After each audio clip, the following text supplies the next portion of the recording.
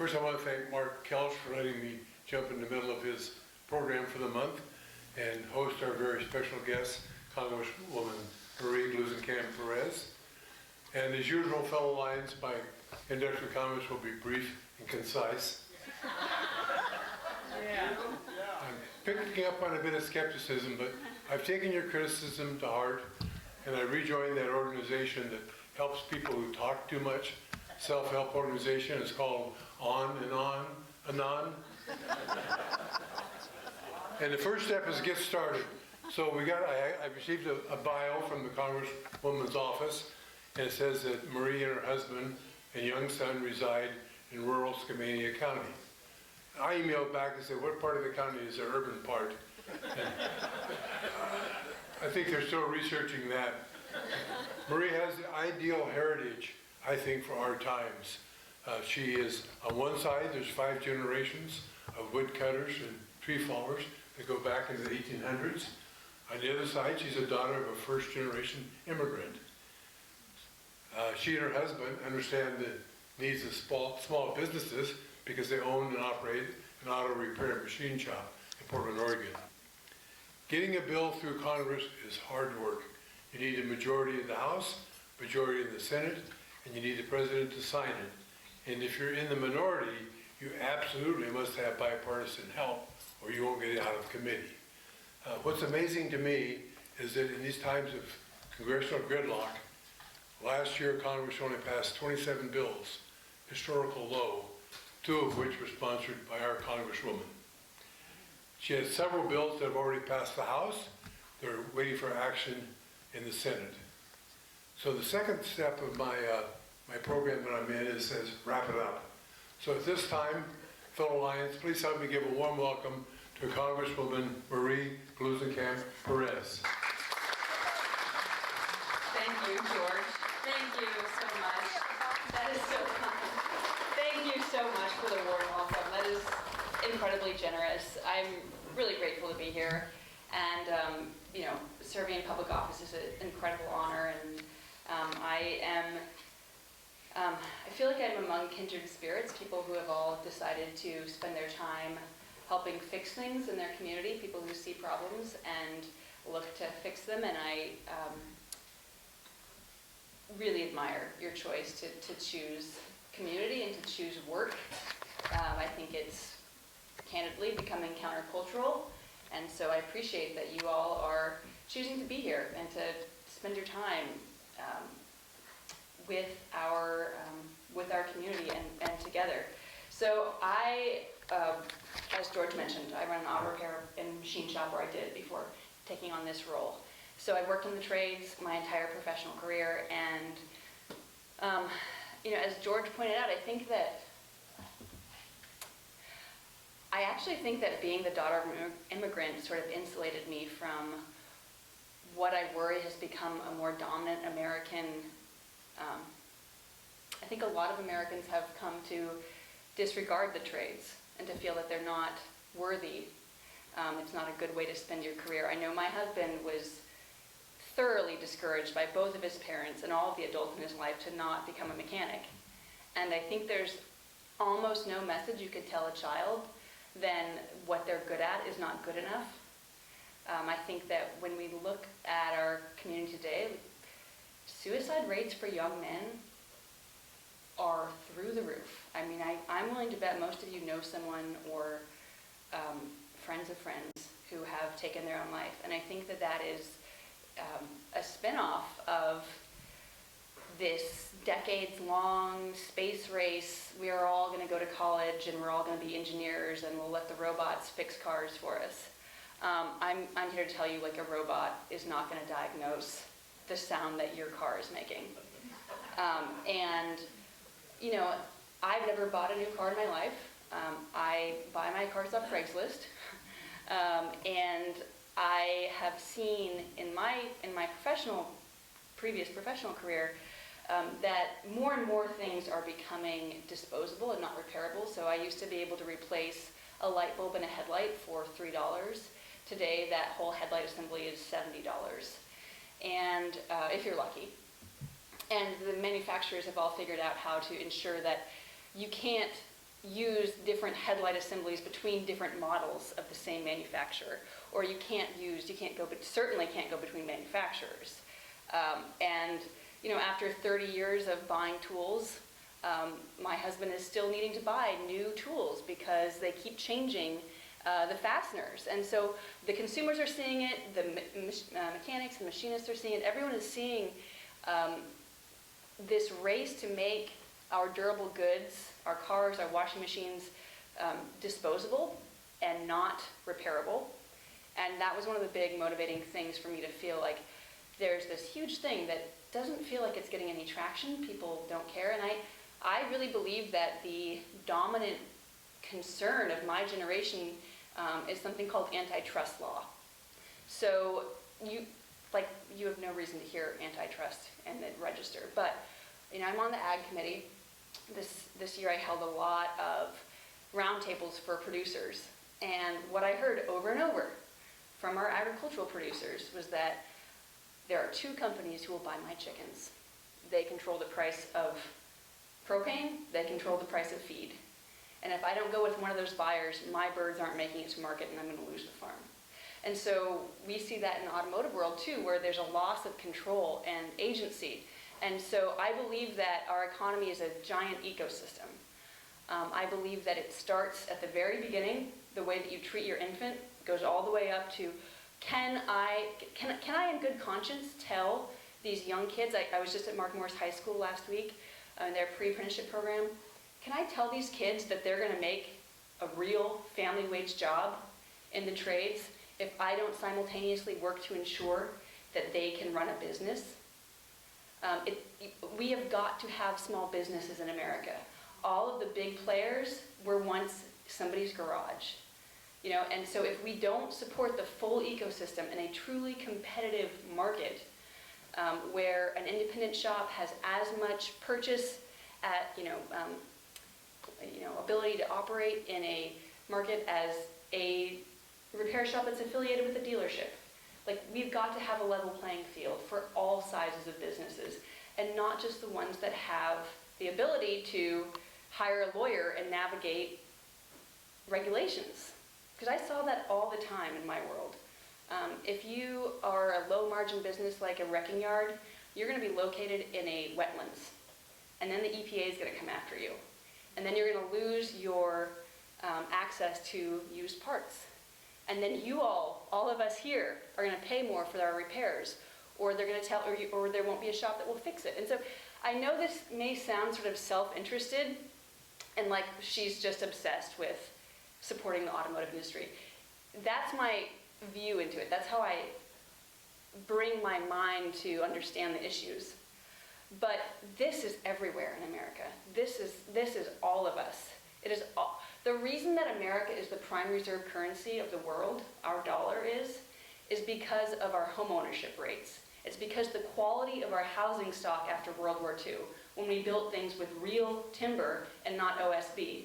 I mean, God love the OSB, the Oriented Strand Board manufacturers, the plywood manufacturers, but we have got to have durable housing, and we've got to have a workforce that can afford that housing.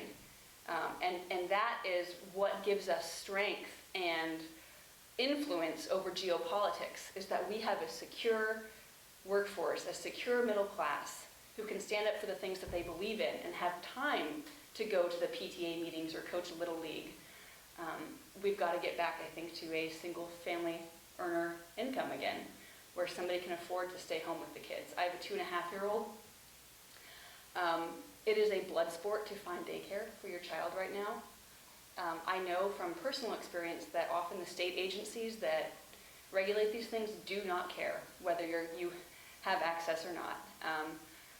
I lost childcare all of this week because of the ice storm. State regulators, we've been waiting 6 months for them to come out and license a new facility. They couldn't get their car up the hill. Me and 34 families now don't have childcare for the week. So, I mean, thank God I have grandparents around, but the burden this places on the workforce, the burden this places on our population growth, that really matters. And I will say population growth is something that should really matter to all of us, because that's how our Social Security is generated. the system will go bankrupt if we don't change how we're doing this, if we don't change trends pretty quickly here. We have not, I'm 34, we have not passed a bill on Social Security reform since before I was born.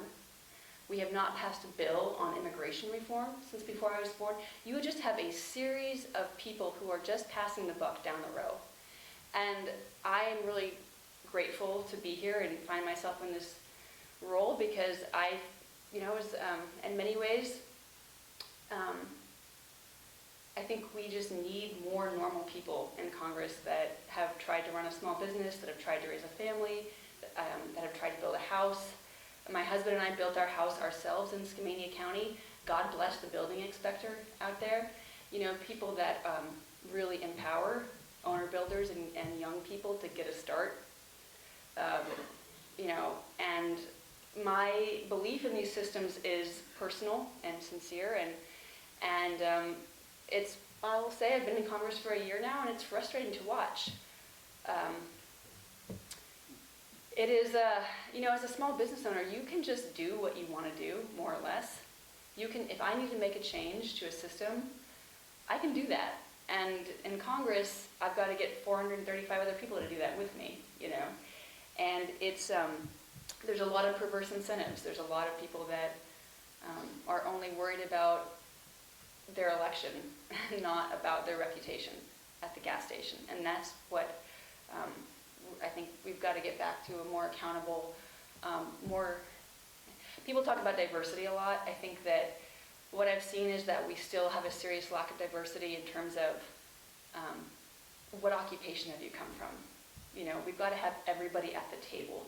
People who work with their hands, people who work with their minds, not just lawyers and bankers, but the full spectrum of people who have tried to make a difference in their community and be useful. So I really want to be cognizant of not grandstanding and not, I think, I know that you all, there's a lot of expertise in the room. There's a lot of people who understand issues on a deeper, more personal level than I do, and so I'm interested to hear what you all have been thinking about, what you've been seeing, what questions you're bringing to the table, and I can talk a little bit more about some of the legislative solutions I've found along the way, or my process, or whatever it is, however I can be helpful or informative. I ultimately am very sincere that I am accountable to you all. I'm here to be present and available and accountable, and so let's do that. I'd love to hear what your questions are and what you all are thinking about and your lives.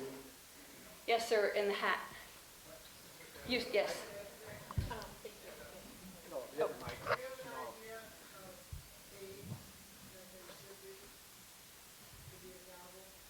Age? Age of an official? Yes. Yeah, what would be an average age to get elected and to basically have, a consensus of what's around you? So, at a federal level, I think that it's important to have people from a full diversity, so people in their 20s all the way up to whatever, because those are the people who are experiencing what America is experiencing. My concern is that it's, in the Senate right now, I believe there are 3 people who have children in school. I think that's a problem.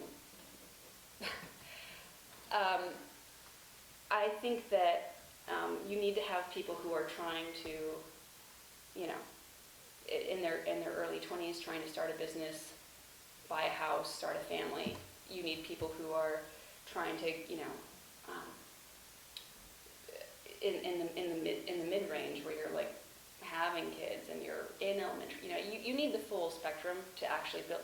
Our democracy is predicated on a representative body. And I would say I've just found it to be really homogenous. So, and it's not just age, I think it's occupation, as I was pointing to. But it's concerning how homogenous it can be.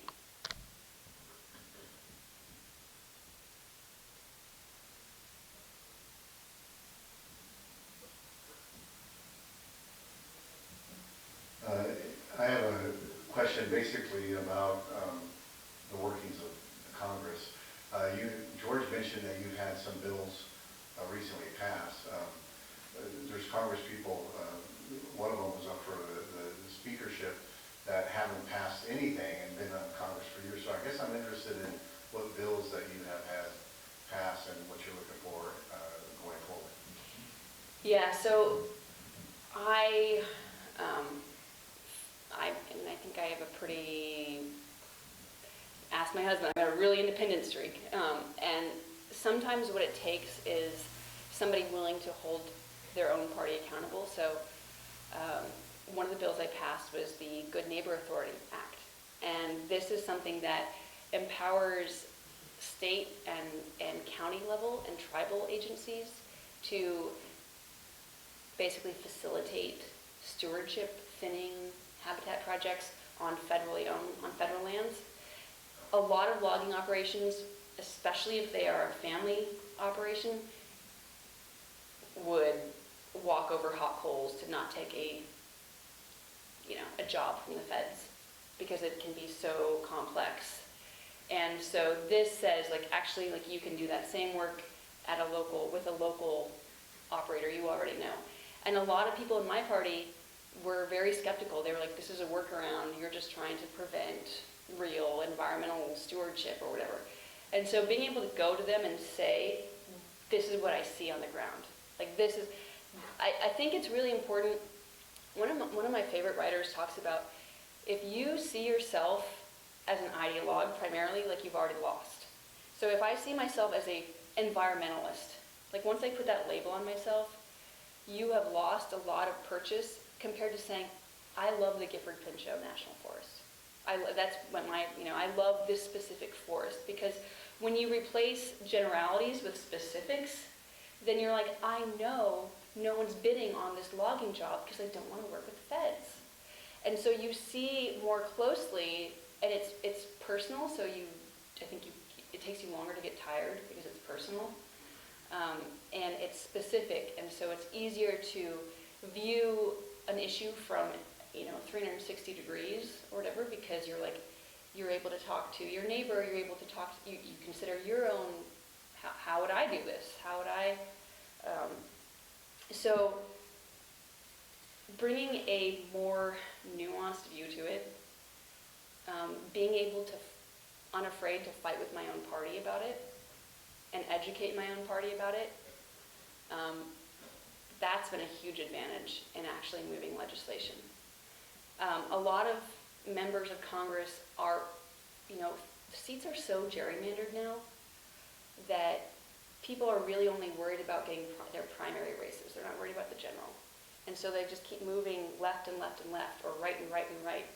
And Southwest Washington is really, really unique. We truly are very unique in electing independent people who aren't afraid to vote their conscience. And so, going all the way back to Jolene Unseld, and so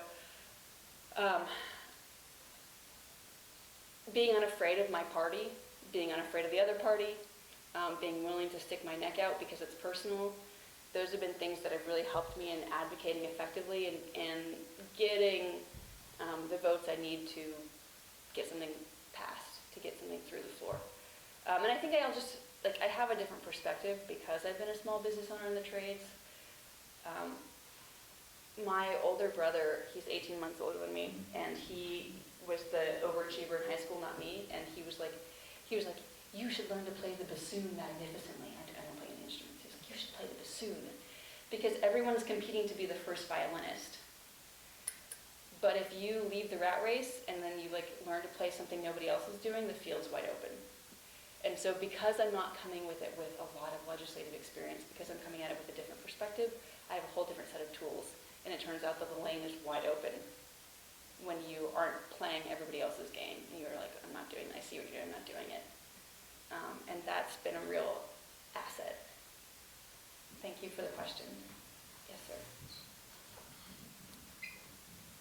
I really want to come at this from a bipartisan way, so I want to suggest that this is probably not a question as much as it is a thought. And that is two things. I wish that our government would stop talking about Social Security, because everybody in this room paid into it, and it's our money. it's not what the R's or the D's say, that it was more the R's regarding it being, what's their catchword for it?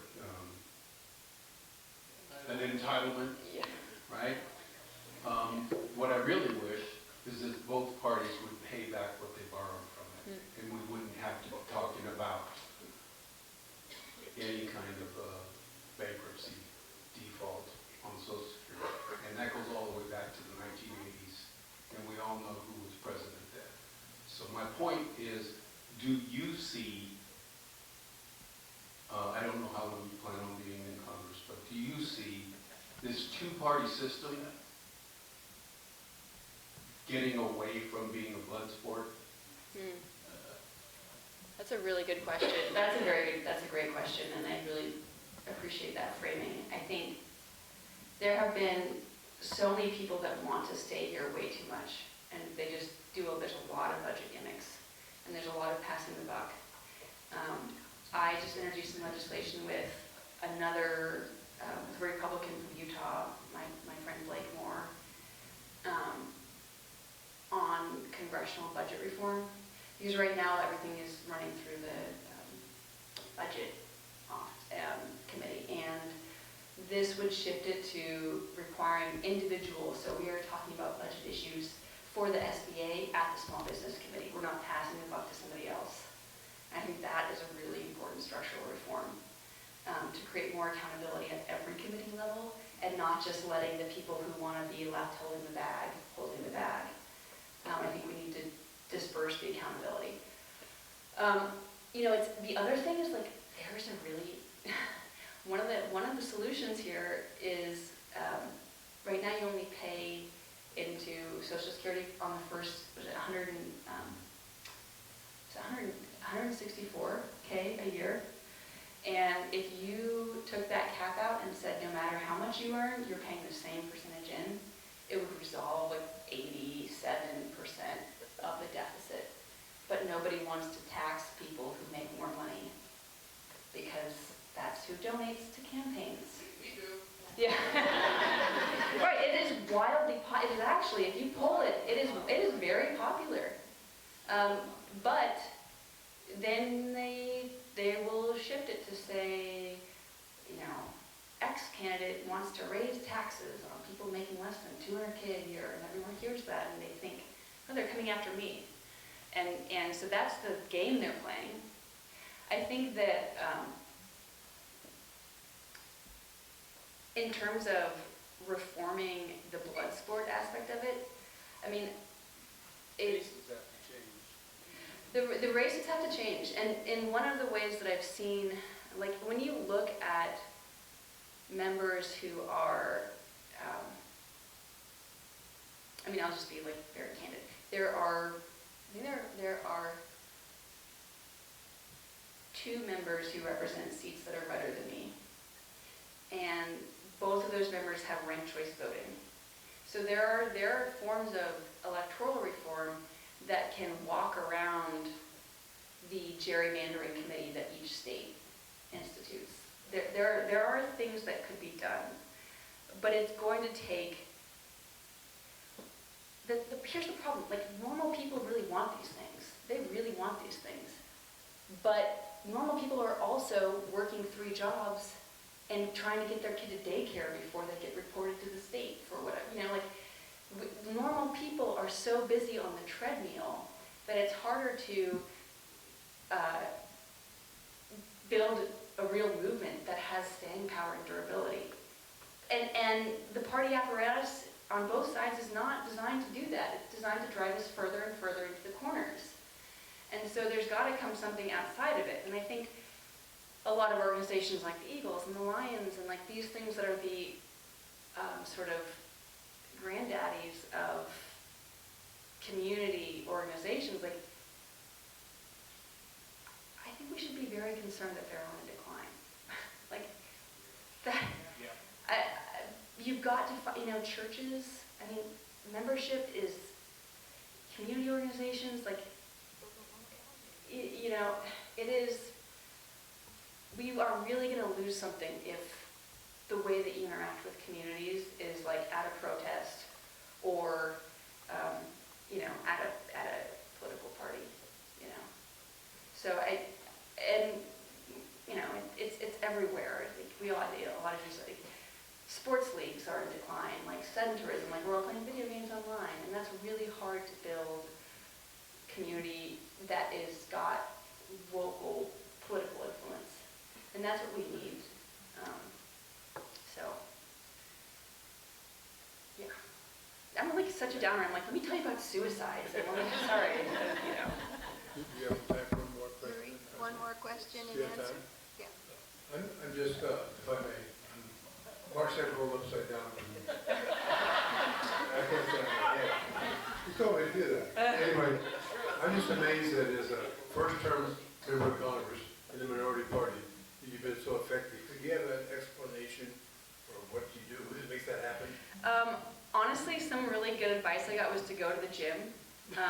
Because that's one of the only places, like they keep us in separate dining rooms, they keep us on separate sides of the aisle. And the good advice I got from Dan Crenshaw of Texas was like, go to the gym and like, then you actually will see members of both parties and you're like complaining about the same, whatever. You just have to be human. Like, and you just have to find a place to like be humans with each other and not somewhere where party leadership is watching who you're talking to. So that's been good advice, and I'm really grateful to. I also brought in a bipartisan staff. My predecessor has been great, and so just things that have helped having a different perspective. So my staff is like, they were like, no, don't answer any questions. You have to leave because we get That's one of the hard things. Like everything is.